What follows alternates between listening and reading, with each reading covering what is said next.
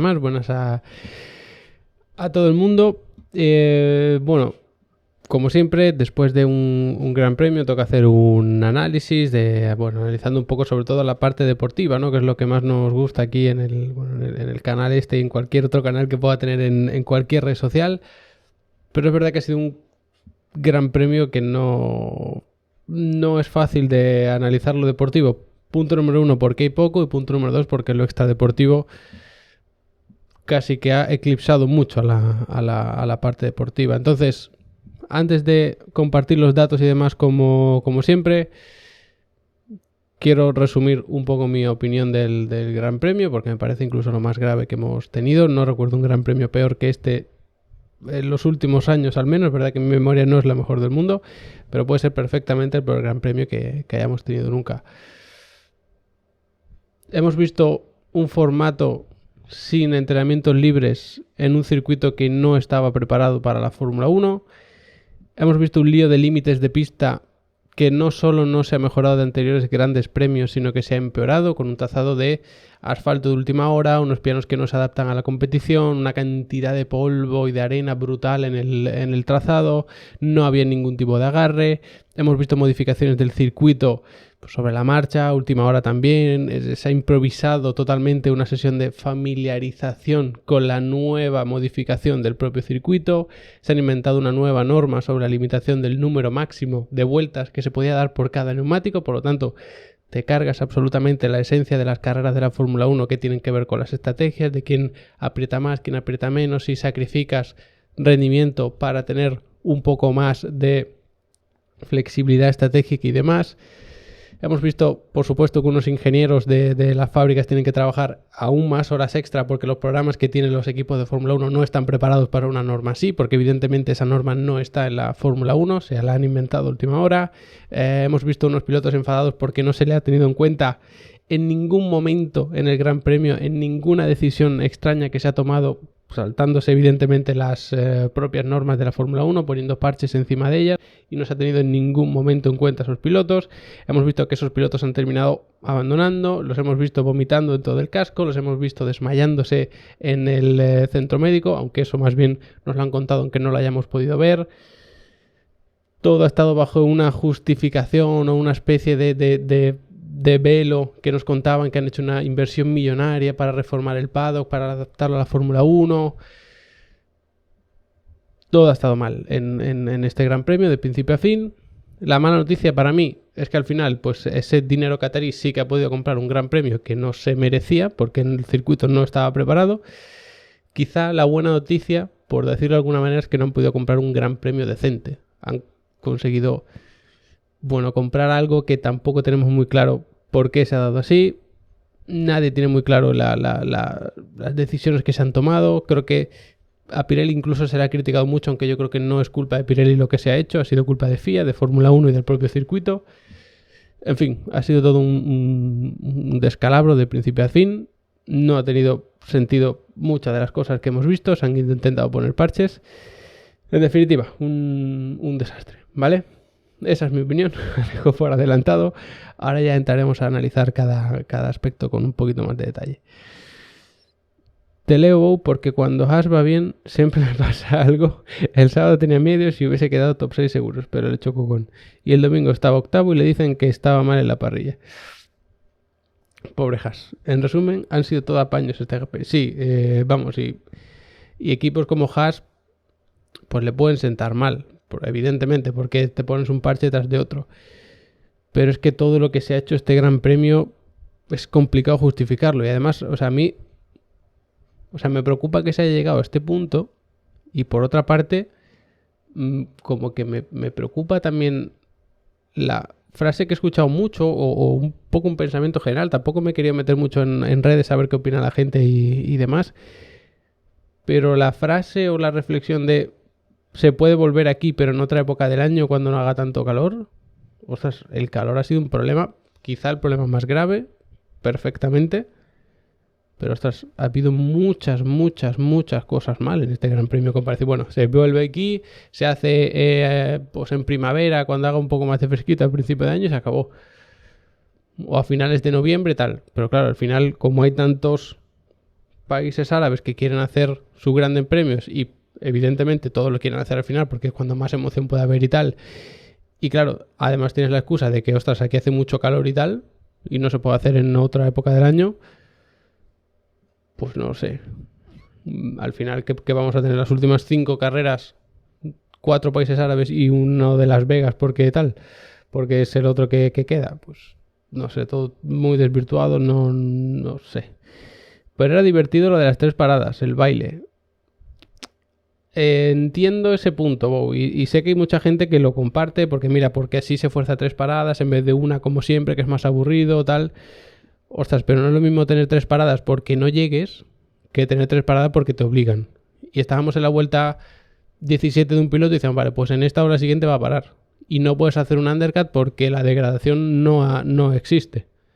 Que luego hablamos de estos temas, vamos a hacer un repaso, bueno, vamos a analizar los datos como siempre, vamos a hacer un repaso de las preguntas que me habéis ido haciendo por Instagram y demás, que hay muchas sobre la degradación y las limitaciones y demás.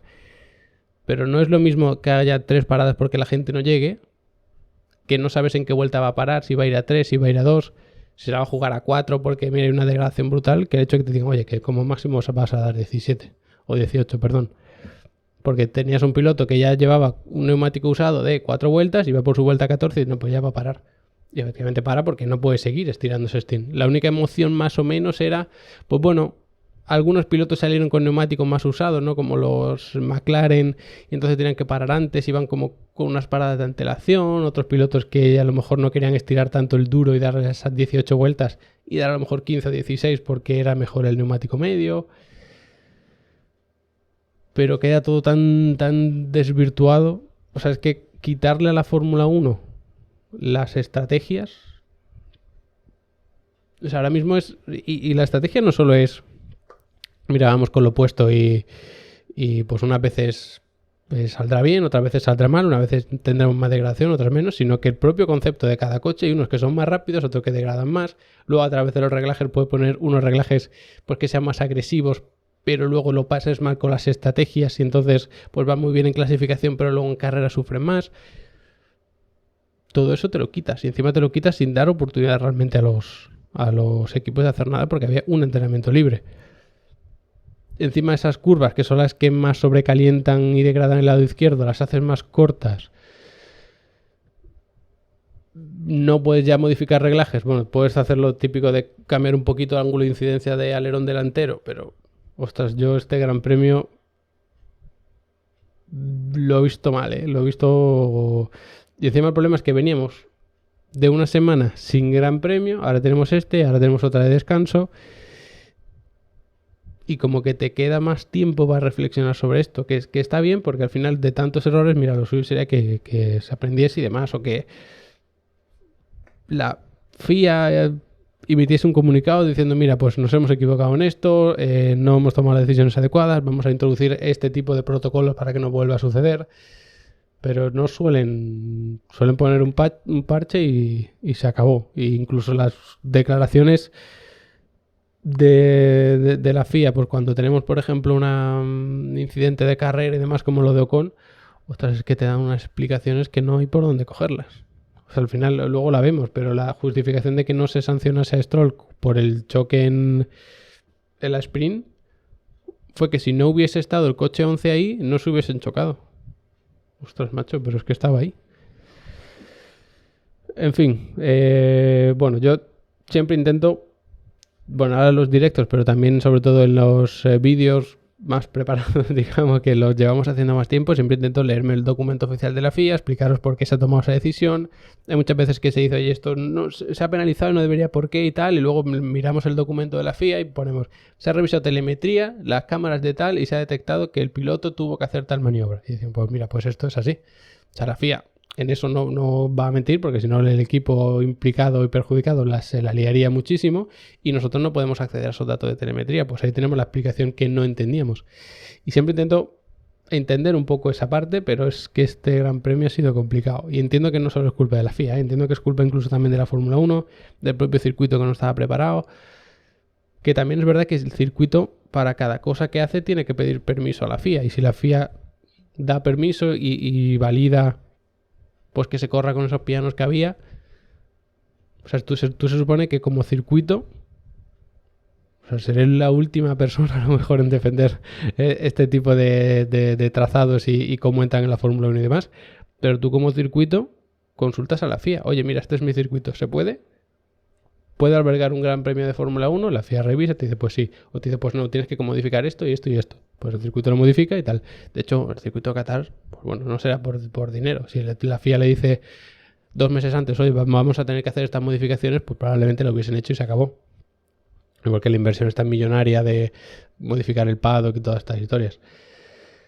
Bueno, muchas cosas en este Gran Premio, muchas cosas y yo diría que la mayoría malas, siendo honestos, pero bueno, vamos a intentar hacer un buen análisis, vamos a intentar hacerlo lo más fríos posibles o bueno, con la cabeza fría por lo menos, sin entrar mucho en polémicas y demás. Es verdad que el formato directo, por lo menos estamos aquí, más fácil dar mi opinión, que me deis la vuestra. Me gusta, por ejemplo, leerte, Bou, que digas que a ti te pareció divertido lo de las 3 paradas, porque es verdad que yo antes, o sea, cuando dijeron que máximo se iban a dar 18 vueltas por cada stint y demás, yo pensé, ostras, pues menudo desastre completo lo que está liando, pero a lo mejor la carrera es entretenida. Y entiendo que hay mucha gente a la que le parece entretenida por tanta parada, tanto caos y demás.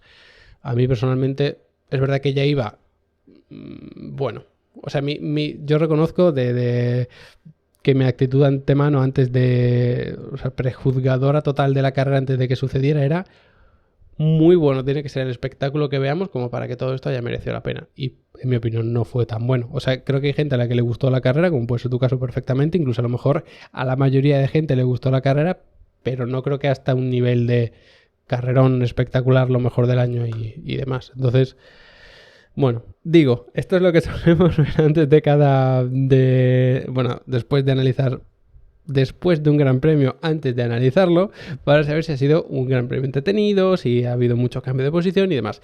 Realmente lo que vemos aquí es que pues hay mucho lío, eso significa que hay mucho cambio de posición, que es lo que vemos siempre, ¿no? Porque al final tienes aquí un piloto como puede ser Ocon, se viene aquí al final, entonces todos los demás pilotos pues suben una posición, entonces se ve como mucho lío y tenemos muchísimo lío aquí, aquí también, aquí también, aquí también, aquí un poco. Y parece que es una carrera tremenda. Pero realmente si nos metemos aquí, que es este gráfico que siempre vemos de cómo ha evolucionado la carrera, de cómo empezó a cómo terminó cada piloto, vemos que hay un par de pilotos que subieron bastantes posiciones, Zhou y Pérez. Vemos aquí que hay varios que han caído bastante, que eso es la zona media-baja. Pero a partir de ahí, un Bottas que más o menos se mantiene, Norris gana posición, Ocon gana, Gasly pierde un poco. ¿Y por qué? Pues porque al final Hamilton tuvo que abandonar, tuvimos varios pilotos, Tsunoda también que tuvo sus problemas. Realmente en la parte de arriba vimos a unos McLaren que fueron subiendo y poco más. Vimos a un Mercedes, que es Russell, que bueno, sí, tuvo ese toque al principio, fue un drama en ese momento para Mercedes, pero luego pudo remontar y terminó cuarto. Hamilton que se vino al final, Alonso que solo pierde al final la posición con Leclerc por esa salida de pista que tuvo y demás, que habría que ver si tenía ritmo como para aguantarle, pero fue por eso, y luego a partir de ahí es todo como un poco definido pues por quién, o sea, más o menos por dónde estaba cada uno. Es decir, si estabas aquí, pues ibas a quedar más o menos por aquí, a no ser que alguno de delante fallase y tuviese algún problema. De hecho, muchos de los que ganan aquí tantas posiciones es precisamente por eso.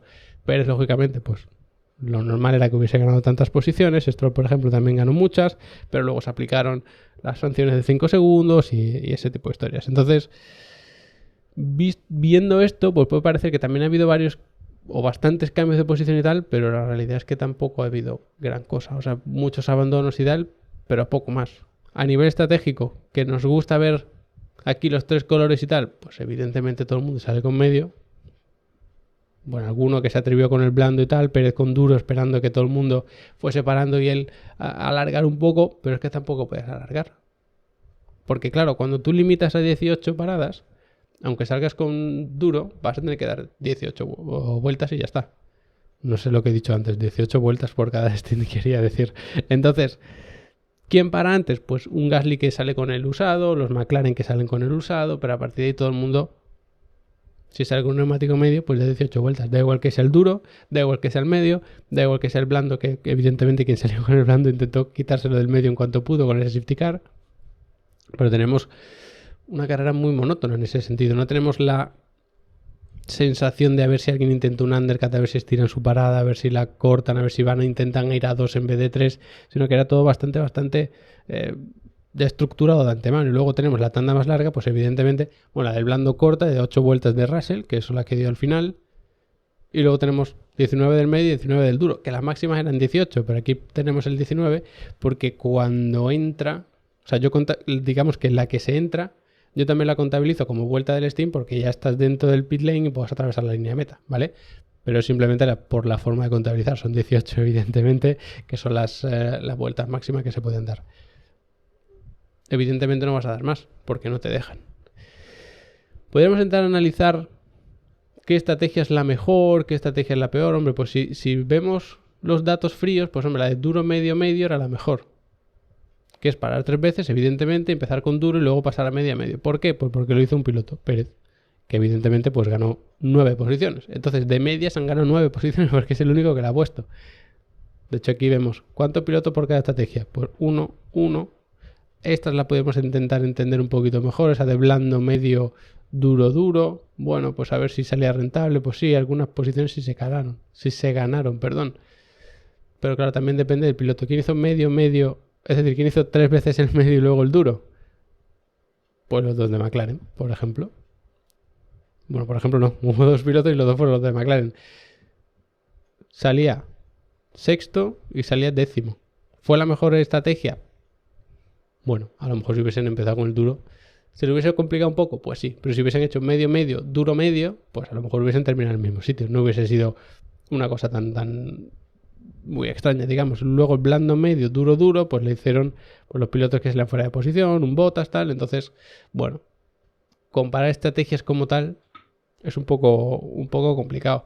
Incluso esta, que es la más popular, medio, duro medio, es decir, sales con el medio, vuelves a ponerlo y para no hacer el steam final con el duro, pones el duro y luego ya tiras al final con el medio. Pues eso lo hicieron pues todos los pilotos que vemos aquí, que sí, bueno, Russell no, pero Leclerc lo hizo, Alonso lo hizo, Ocon lo hizo, Stroll, Gasly. Fue la estrategia más popular, dentro de que fue todo bastante caótico, porque al final, si os fijáis, tenemos muchas estrategias diferentes. Tenemos 4, 8, 9, 10, 11 estrategias diferentes, teniendo en cuenta que hay algunas que, bueno, son blando, medio duro, es decir, que no hicieron todas las paradas porque no se quedaron tuvieron que abandonar y demás, como Sargent, por ejemplo, ¿vale? Que bueno, realmente Sargent fue el único piloto que abandonó y que tiene la estrategia, digamos, no válida, ¿vale? A nivel estratégico, sinceramente, poco que sacar. ¿Cuál era la mejor? Hombre, podríamos decir que la mejor era la de poner todos los medios y luego tirar al final con el duro. Pero claro, eso lo hizo McLaren cuando ya tenía bastante margen y demás. Sinceramente, creo que la más popular, que era la de medio, luego duro y luego medio, era la mejor estrategia. Porque al final el último estilo puedes hacer apretando si lo necesitas con un neumático que agarra más. El neumático duro, aquí puedes elegir si lo acortas o si estiras toda su vida teórica de esas 18 vueltas. Es decir, te puedes quedar a lo mejor con 16 vueltas en neumático duro y haces el resto con el medio. Porque claro, si tú paras aquí y te quedan pues las vueltas que sean, son más de 36, ¿vale? Entonces, tienes 2 neumáticos, puedes hacer en total 36, puedes elegir cuántas vueltas haces con el duro. Si haces las 18, luego vas a hacer menos con el medio. Si haces menos con el duro, luego vas a hacer más con el medio. Que tiene un poco más de degradación, apenas nada, y agarra más. Pues por eso creo yo que esta era más interesante, porque era más flexible. En el caso que te estuvieses jugando algo, intentases undercuts y demás, pues esta era la buena, la de poner otra vez el medio, como hizo McLaren. Pero creo que solo lo hizo McLaren por la situación que tenían en ese momento. Al final estaban compitiendo contra ellos mismos. Un Russell era la amenaza más peligrosa, estaba muy lejos, que tuvo que salir atrás del todo. El hecho de que llegase ahí me da que pensar que realmente el Mercedes sí estaba como para competir ese podio sin ninguna duda. De hecho ya estaban por ahí, pero bueno, es lo que hay, esas son las carreras. Podemos elucubrar y pensar ahora en lo que podría haber sido y no fue, pero eso lógicamente nunca lo llegaremos a saber. De todas formas, poner este blando al final creo que no era buena estrategia. Russell fue una estrategia un poco diferente por el problema que tuvo, ese choque con Hamilton al principio. Y ya para estas 8 vueltas, pues sí pones el blando, pero no era tampoco la mejor estrategia. Es decir, poner, por ejemplo, en el caso de Alonso y Leclerc, no compensaba poner un blando y tirar aquí hasta el final. Era mejor el medio. El medio era sin duda el mejor neumático de carrera, porque no había degradación. Si nos venimos aquí, fijaos, Este es el stint de Mercedes, el de Russell, porque Hamilton no estaba. Y si os fijáis, constantemente va bajando, va bajando. Porque evidentemente no hay degradación. Luego pone el duro y puede parecer que hay algo de degradación porque los tiempos se mantienen. Probablemente si esto ha sido la evolución de los medios, es imposible que esta sea la del duro. ¿Por qué ha pasado esto? Porque tiene que adelantar en pista, porque está gestionando de alguna manera, está cargando y recargando baterías, ese tipo de cosas, porque además los tiempos son bastante irregulares. Si fijamos en Red Bull, o sea, la tendencia es constantemente hacia abajo. El duro otra vez puede parecer que tenía aquí un poco de degradación, pero eso al final, pues el Verstappen y estaba haciendo una carrera, no tenía que gestionar como el resto y entonces haces una carrera muy diferente. Puedes apretar cuando quieras, puedes soltar cuando quieras. El caso de Leclerc, fijaos, Ferrari de los equipos que más degradan sin ninguna duda, fijaos los tiempos del neumático duro. No paran de bajar constantemente. Entonces la degradación inexistente. Y aquí viene una de las grandes preguntas. ¿Por qué? Sí. Bueno, porque entiendo que esto pues como que se lo ha preguntado bastante gente y demás. ¿Por qué, si no había degradación, como vemos aquí, la FIA, junto con Pirelli y sus estudios y demás, decidió que solo se pudieran dar 18 vueltas como máximo?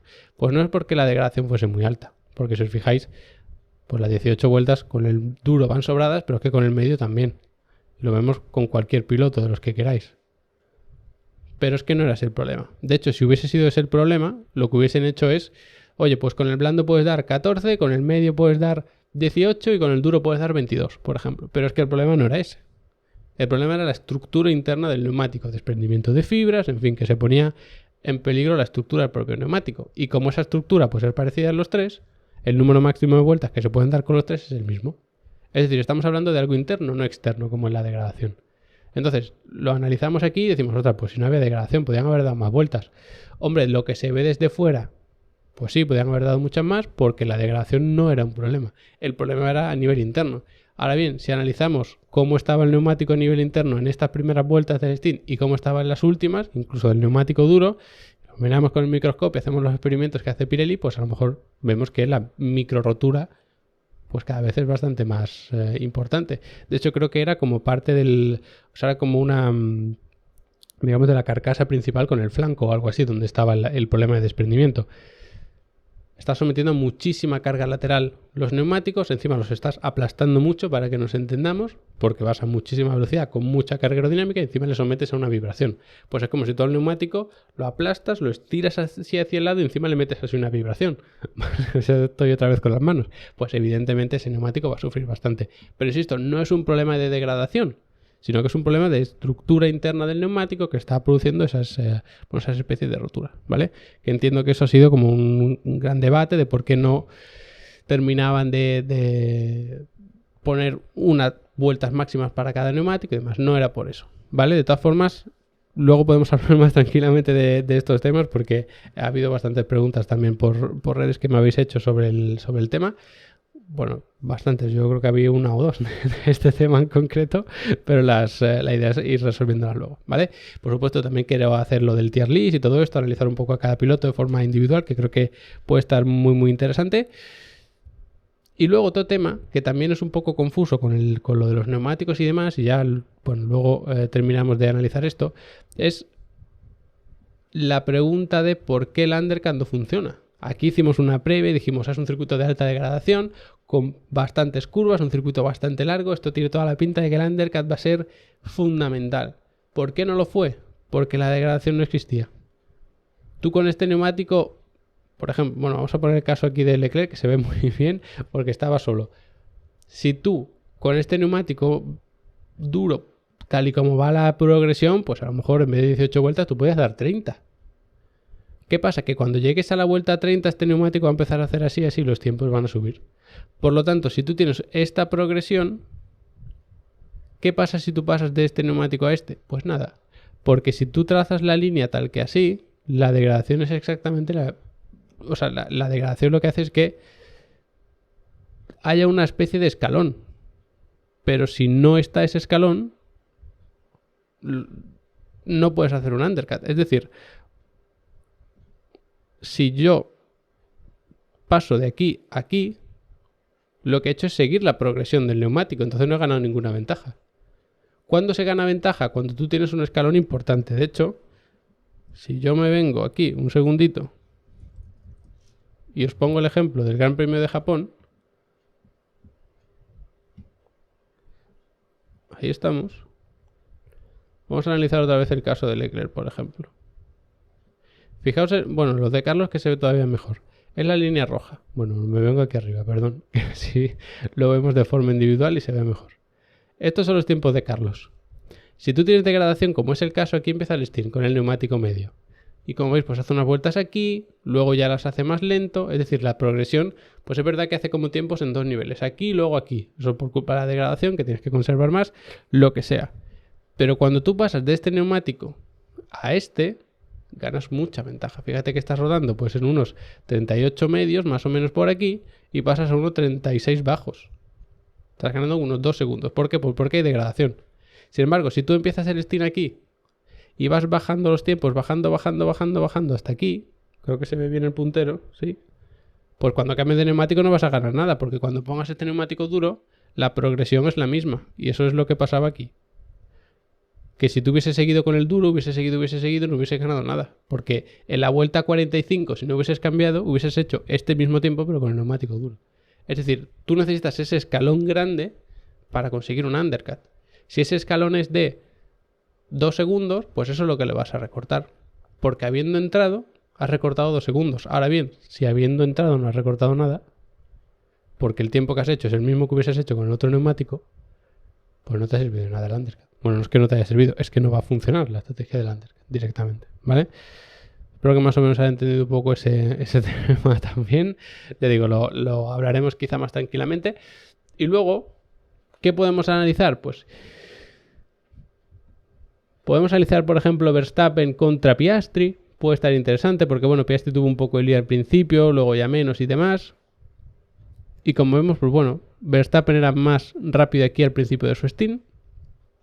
Luego era Piastri más rápido al principio de su stint. Luego Verstappen era más rápido al principio de su stint. Luego es Piastri más rápido de su stint. Es decir, la buena noticia, pues no parece que aquí en McLaren estuviese tan lejos.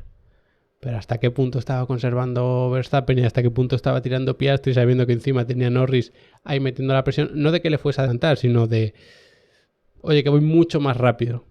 Entonces, cuanto más grande sea esa diferencia entre tu tiempo y el de tu compañero de equipo, pues más presión hay. Decir, ostras, si es escandalosa la diferencia, pues a lo mejor damos la orden de dejar luchar o dejarlo pasar. Aún así, buena noticia es que no hay unos tiempos muy desiguales. Si comparamos a Piastri, por ejemplo, con Leclerc, que creo que está por aquí, pues bueno, está claro que el Ferrari no estaba a la altura del McLaren, ni mucho menos. Incluso en el último stint, que Piastri iba con el neumático duro, que a priori era el peor, descartando el blando porque ese ni se cuenta, tenemos medio y duro. Pues el medio era el mejor. Pues Piastri está sacando en torno a 1 segundo, 8 décimas, 7. Y cuando la cosa era al revés, que paran en la misma vuelta, fijaos que aquí Leclerc pues está bastante lejos, está en torno a 1 segundo, luego acorta las distancias, es verdad. Se pone ahí pues en tiempo puro a unas 3 décimas. Pero siguen siendo 3 décimas, que es bastante tiempo.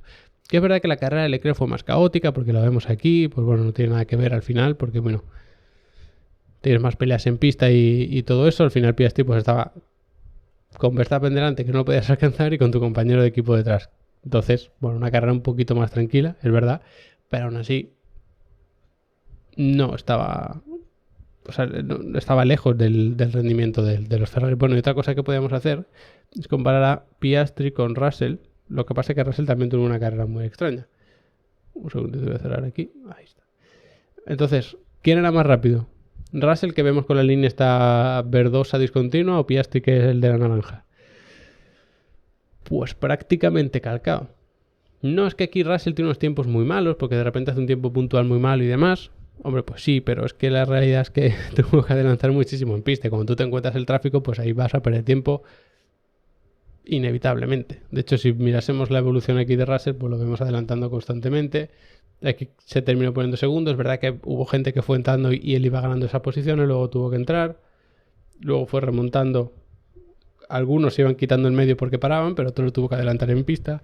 Lo vimos hacer adelantamientos de todo tipo, fue una auténtica locura.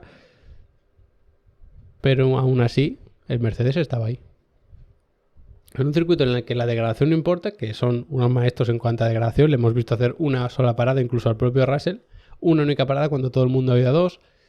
¿Que no eran a lo mejor las mejores estrategias? Pues no, pero era la diferente, era para probar algo, era probar algo que además tu rival directo, como en el caso de Ferrari en Japón, no podía hacer porque tenía más degradación que tú.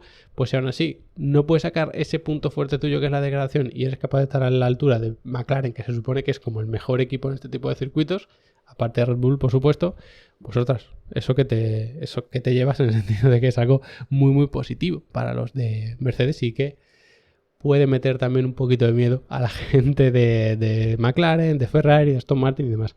Para mí el Mercedes era, en este circuito, viendo el rendimiento de Russell, puede ser perfectamente el segundo equipo. Muy de cerca con McLaren, visto los datos, pero podía ser perfectamente el segundo equipo. Muy buenas, Paun, que te acabo de leer, no sé si lo has escrito hace mucho, pero lo acabo de leer.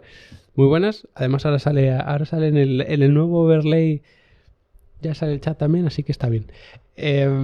Así que bueno. A mí me da la sensación de que Mercedes sí es realmente ese segundo equipo. Si nos vamos a un circuito de mucha velocidad, como tendremos por ejemplo el de Las Vegas, pues con baja degradación y tal, pues Ferrari puede ser ese segundo equipo.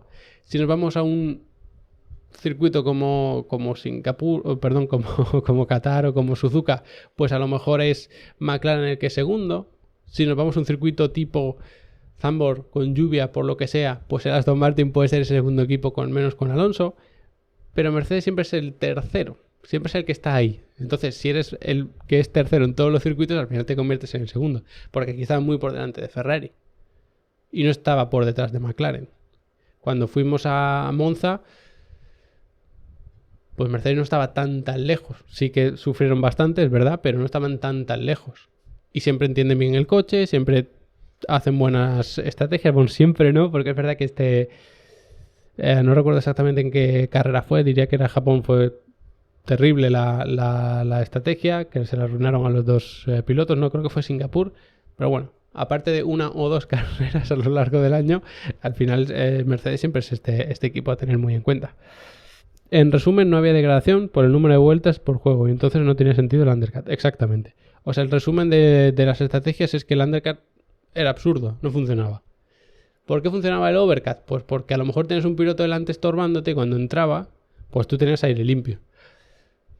O sea, es un overcut porque no hay undercut, digamos. Es decir, es como si echamos una carrera, pero no que yo voy detrás y te intento adelantar, sino que cada uno corre por libre lo que pueda. Pues si yo estaba detrás y no era capaz de adelantarte, pero me mantenía vuelta tras vuelta tras vuelta, lo que significa que yo era más rápido, aunque no pudiera adelantar. Porque no era mucho más rápido, porque no tenía velocidad punta, por lo que sea. Pero claro, si tú te vas para atrás y los dos corremos libres, yo era más rápido. Y aunque tú hayas puesto un neumático nuevo, me da igual, porque aquí no había degradación. Entonces, eso de si tú eres más lento pero con neumático nuevo tal, aquí no cuenta, porque no había degradación ninguna. Y por eso en parte existe solo un fabricante de neumáticos, para no repetir Indianapolis 2005. Creo que sí que, o sea, mi memoria es terrible para acordarme de grandes premios puntuales, excepto algunas cosas que se me quedan marcadas por algún motivo. Pero sí, o sea, es que ahora mismo, porque se habla mucho también que si Pirelli y tal, puedo ser yo el mayor defensor de Pirelli, pero sin ningún tipo de interés, porque es verdad que me da la sensación de que muchas veces se le critica demasiado. El Michelin se destrozaba en el óvalo, efectivamente, y no podían competir porque era extremadamente peligroso, esos neumáticos no iban a aguantar.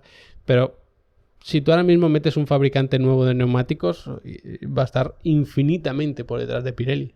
Porque Pirelli lleva muchos años trabajando, ha estado en las anteriores generaciones de Fórmula 1, ha estado en esta, ha ido puliendo los neumáticos. Y sinceramente, el neumático es la parte más importante del coche, puede ser más importante que la unidad de potencia. Entonces, si tú haces que haya tanta diferencia, es como que, o sea, si haces dos fabricantes, ya la diferencia va a ser brutal. Va a haber como dos ligas, digamos, a no ser que por algún motivo los dos sean exactamente iguales. Que quitas a Pirelli y metes a un Michelin y Bridgestone, por poner dos nombres de marcas así de neumático aleatoria, pues a lo mejor sí hay competencia. pero nadie va a poder competir con Pirelli sabiendo el tiempo que lleva Pirelli en la Fórmula 1 y que al final esta categoría se ha construido un poco en base a los neumáticos Pirelli, lo que Pirelli ofrecía. Que esto también es otro tema, que a Pirelli se le ha criticado mucho porque ahora ¿por qué pones esta norma tal? Ostras, esta norma no era de Pirelli. Esta norma era de la... O sea, Pirelli hizo un estudio y dijo, estos neumáticos no aguantan más de 18 vueltas así, porque se le está sometiendo unas cargas que son brutales. Pero claro, es que este circuito no es de Fórmula 1. O sea, se ha hecho un gran premio de Fórmula 1 allí, pero este circuito no era de Fórmula 1. Ese asfalto estaba sin usar, que lo hemos dicho al principio del directo. Había arena y polvo por todas partes, no había nada de agarre. Los pianos no son aptos para la Fórmula 1. Entonces, para que Pirelli esté en Fórmula 1, siga en Fórmula 1 y mejore sus neumáticos para la Fórmula 1, junto con la FIA y la propia F1 evidentemente, se dice, oye, vamos a correr en este tipo de circuitos, los coches van a generar esta carga aerodinámica, van a tener una capacidad de tanto, y Pirelli dice, vale, pues vamos a hacer unos neumáticos, pueden fallar, en los primeros años fallaban mucho, se fueron mejorando, se fueron puliendo, y Pirelli ha hecho unos neumáticos que funcionan perfectamente para esta Fórmula 1. El problema es que ahora te la llevas a la Fórmula 1 en un circuito para la que no está preparada la Fórmula 1, y por lo tanto sus neumáticos tampoco. Entonces yo no veo que sea culpa de Pirelli, porque si me dices que vas a un circuito pues más normal, un circuito pues sé como cuando con la época COVID y todo esto que se cancelaron muchos grandes premios, entró por ejemplo el Gran Premio en Portugal, en el Autódromo del Algarve, pues es un circuito muy especial, con muchas subidas y bajadas y demás, pero es un circuito más o menos normal, con sus pianos diseñados para los coches y todo. Entonces, si ahora de repente ahí no funcionan, diría, ostras, ¿por qué no funciona ahí? Si se supone que es un circuito prácticamente como el resto. Pero es que Qatar no. Ni por el asfalto, ni por la suciedad que había en el asfalto, ni por los pianos. Porque esos pianos no eran aptos para la Fórmula 1. Entonces, yo creo que culpa de Pirelli no es, porque Pirelli ha hecho los neumáticos que puedan correr en circuitos de Fórmula 1. No le puedes pedir a los neumáticos de Pirelli, oye, tienes que cumplir todas estas condiciones, que los Fórmula 1 agarren, que tal que cual, pero oye, que si alguna vez vamos a un circuito de motos con pianos de moto, pues que también, pues evidentemente ni serán pedidos ni tendrá mucho sentido que se lo hubiesen pedido. Así que para mí tampoco creo que sea cuestión de echarle la culpa a Pirelli, que aquí yo personalmente no veo que tengan precisamente culpa de nada. Podríamos seguir analizando un poco el tema de los gráficos, podemos analizar incluso pues el ritmo por cada equipo y demás. Sinceramente es muy complicado analizar los ritmos en este Gran Premio. O sea, por ejemplo, Alonso en su tercer stint con el duro 27.2, mientras que Albon estaba en 27.4. Pues parece que estaba más cerca Alonso de Albon que de Leclerc, que estaba en 27.1, bueno, casi 2, ¿vale? Bueno, hay, digamos, más pilotos entre medio porque está Albon y está Hülkenberg, pero está Albon con el neumático duro en el último stint y Hülkenberg también. Bueno, podemos entrar a evaluar esto. Lo que pasa es que depende mucho del tráfico, depende mucho del agarre que tuvieras, depende de lo nervioso que fuera el coche. Es verdad que ahora mismo a Aston Martin en este circuito, que a priori se le iba a dar mal, luego de repente parecía que bien, pues estaba por detrás de Ferrari. O sea, para mí en este circuito estaba Red Bull, que bueno, vemos aquí a Verstappen que parece cuarto, pero porque llevaba la otra estrategia. Su último stint no lo hizo con el duro, sino que lo hizo con el neumático medio. Entonces para mí estaba Red Bull, al menos con Verstappen, porque Pérez estuvo desaparecido. Luego estaba, creo que Mercedes viendo la progresión de Russell, porque estuvo a punto de llegar con una estrategia que evidentemente era más complicada porque tuvo que adelantar en pista y demás. Luego estaba McLaren prácticamente pegado, o sea, podemos decir que el ritmo era prácticamente el mismo. Luego estaba Ferrari y luego estaba Aston Martin. También lo decíamos en la previa, o sea, del previo muy pocas cosas se pueden rescatar porque ha sido todo caótico, se han cambiado las normas, en fin, ha sido un lío todo brutal. Pero la oportunidad que tenía Ferrari en este Gran Premio era que no hubiese degradación. Que hubiese un problema para meter en temperatura los neumáticos, tal. Eso no ha pasado. Pero como no se permitían dar muchas vueltas, la degradación no afectó. Entonces yo creo que por ahí Ferrari ha tenido su oportunidad, pero los vimos en la sprint que ahí sí sufrieron bastante, porque ahí sí se podía notar la degradación, porque salieron con el blando intentando ahorrarse el medio para la carrera y demás, que esa es otra, porque encima te ahorras ese neumático, pero luego te dicen oye, que máximo se van a dar 18 vueltas, pues dices, ostras, pues a lo mejor no me lo hubiese ahorrado y ya se te modifica otra vez. En fin, la verdad que el tema de las decisiones Intento no seguir tocándolo demasiado, pero es verdad que fue un desastre absoluto de principio a fin, al menos en mi opinión. Entonces, yo creo que Ferrari tuvo ahí su oportunidad y por eso puede estar por delante de Aston Martin, pero si hubiese habido degradación, quizá no hubiesen estado por delante de Aston Martin porque estaban relativamente cerca. Y luego también buena noticia, pues que tuviesen los Williams aquí cerca, incluso los Alfa Tauri, lo que pasa es que ten en cuenta que este es su cuarto stint. Es decir, por lo menos estaba bastante comprimida la tabla en sí. Vimos unos Alfa Romeo que de repente estaban bastante más arriba, que su ritmo pues no era malo, pero a partir de ahí es muy complicado, porque cuando analizamos siempre el ritmo, el rendimiento de alguien es rendimiento más degradación. Porque Ferrari lo hemos visto este año que a una vuelta era brutal, que hacía un stint, las 10 primeras vueltas de un stint a un ritmo tremendo, pero entre la 11 y la 15 era un desastre absoluto y todo el mundo les alcanzaba, les adelantaba y tal. Intentar analizar el rendimiento en un circuito como este, en el que literalmente se han corrido con otras normas, pues para el resto del calendario, que ya queda menos, creo que quedan 6 carreras o 5, pues complicado. En cualquier caso, para mí, circuito de curva rápida como es este, seguimos teniendo a Red Bull por encima del resto, sin ninguna duda. Luego a Mercedes y McLaren muy de cerca, los dos. Quizá McLaren en condiciones normales estuviese por delante, pero como las condiciones eran tan raras y demás, a lo mejor por eso Mercedes estaba ahí. Y luego yo creo que Aston Martin en curva rápida puede ir tan bien o mejor que Ferrari, sobre todo por temas de degradación. Si no hay degradación, que no tiene por qué haber siempre degradaciones es de curva rápida, como pasó en Spa. Pues mira, tenemos un fin de semana que está medio chispeando, medio no, todo el fin de semana, no sale el sol porque está todo el fin de semana nublado, pues la degradación resulta que es bajísima. Porque hay curva rápida, pero luego hay recta para enfriar neumáticos. Pues el Ferrari también puede destacar un poco. Veremos lo que pasa en las siguientes carreras. Yo creo que de las que quedan tendremos que hacer un resumen rápido. Bueno, de hecho lo podemos hacer, ya que estamos aquí. Nos podemos meter en la página de la F1, podemos ver las carreras que quedan. A ver. Aquí. A ver. Vale, aquí. Y si hacemos así, vale.